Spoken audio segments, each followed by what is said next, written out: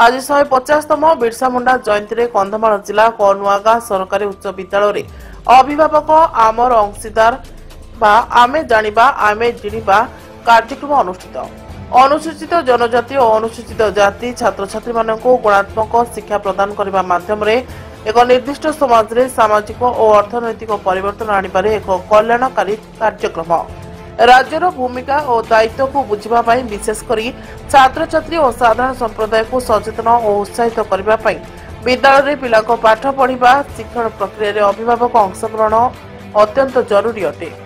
यह उद्देश्य कंधमाल जिलार समस्त एसएसटी विद्यालय छात्र छात्री और सेमानक पितामाता को नहीं एक सहभागितार कार्यक्रम अनुष्ठित कर कार्यक्रम में मुख्य अतिथि भाव में पूर्वतन विधायक लक्ष्मीकांत मल्लिक जोग देथिबा बेले सम्मानित अतिथि भाव में कनुआगा ब्लॉक उपाध्यक्ष धवलेश्वर पात्र घनश्याम साहू जोग देथिले। कार्यक्रम मूल लक्ष्य होछि शिक्षक छात्र छात्री और पितामाता मध्य एकता रहिबा पुणी विद्यालय समस्त योजना माता पिता को अवगत करने सह योजनार लाभ उठाइबा कार्यक्रम लक्ष्य।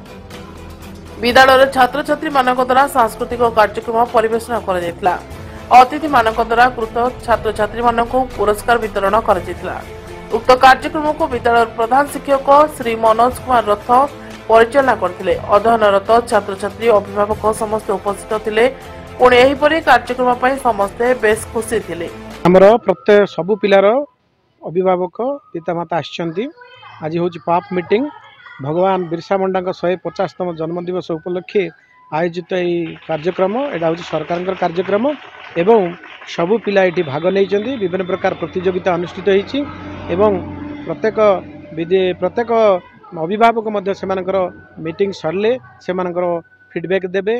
आ सरकार आर मेन थीम है मु जानिबी बा आमे जानिबू एवं आमे जिणिबू एवं से थीम को नजर करी एवं बिरसा मुंडा भगवान बिरसा मुंडा जन्मतिथि को महाआडंबर सहकारे पालन करा जाउछि।